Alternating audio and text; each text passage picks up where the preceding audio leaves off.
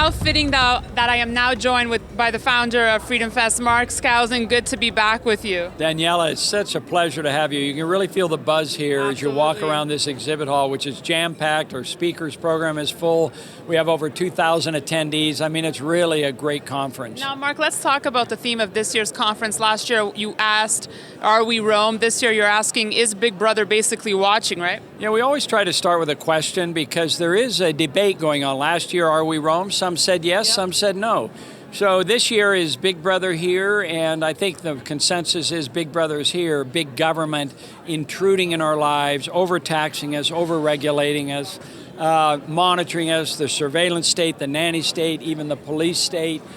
These are scary times in that respect. It's not so much that the government has abused itself at this point, but they certainly have the potential, if they are monitoring everything that we read and we write in our thinking and so forth, that could be very scary down the road as they put 2 and 2 together and come up with 5. Do you do anything to protect yourself, Mark, if you feel that Big Brother really is watching? Well, I'm very careful on maintaining a pretty low profile in terms of, I mean, sure, at this conference I'm recognized, but I can walk out the door in Las Vegas and I can walk down the streets of Las Vegas and nobody recognizes me. So it's really the ideal amount of fame and fortune. I don't try to be too lavish in expenditures and driving flashy cars and living in a big house and stuff like that. Maintain a low profile. So, Mark, let me ask you, what do you think that the government's really doing wrong in sticking to this theme here of Big Brother? I think we could do so much better economically if we didn't have this burden of government regulation and always monitoring us. You know, you take the financial crisis, for example. That caused banks, through Dodd-Frank and other legislation, to be overly cautious. We've gone from easy money to tight money in terms of borrowing money. I just recently refinanced my mortgage. I mean, I was treated like a criminal. They were asking me all kinds of demands on my financial records. Nobody thought, anything I said, I had to prove it. And I thought that was tragic that we've moved in that direction. All right, so Mark, let me ask you, last time we spoke, Yellen wasn't yet at the helm of the Fed. Since then, do you think things have improved here in the U.S.? I think she is basically a Ben Bernanke clone. I don't think she's really done much of anything that's different. She's maintained this zero interest rate policy, which is a continuation of the Bernanke record.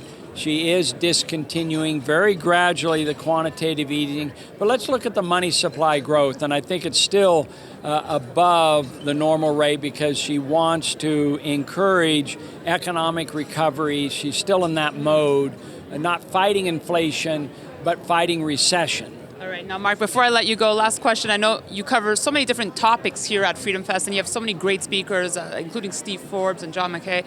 But let me ask you about the precious metals. How do you see gold these days? Well, actually, I'm a little bit more bullish on mining, particularly silver. I like Silver Wheaton. That's my favorite stock right now because, do you know they have like a 30-40% profit margin? What mining company out there? It's not really a mining company. You know, they buy long-term contracts of silver and then they turn around and sell it, and they profit by the difference. And that's the kind of thing. I want a safe bet because, you know, a lot of people have been burned investing in mining stocks in the last couple of years. Gold and silver really haven't done too well, but there seems to be evidence of strengthening. The biggest fear I have is that gold and silver face rising interest rates. At some point, these interest rates have to rise. And when they do, what effect is that going to have on gold and silver? That's the biggest fear, the challenge that the gold and silver market have. All right, Mark. Well, I'm sure Randy Small will appreciate the compliment you just paid him and his company. Thank you so much for speaking with me. I know you have a lot of people that want to be speaking to you, so I'll let you go. Thank you. We'll see you the next few days. Okay, thanks, Daniela.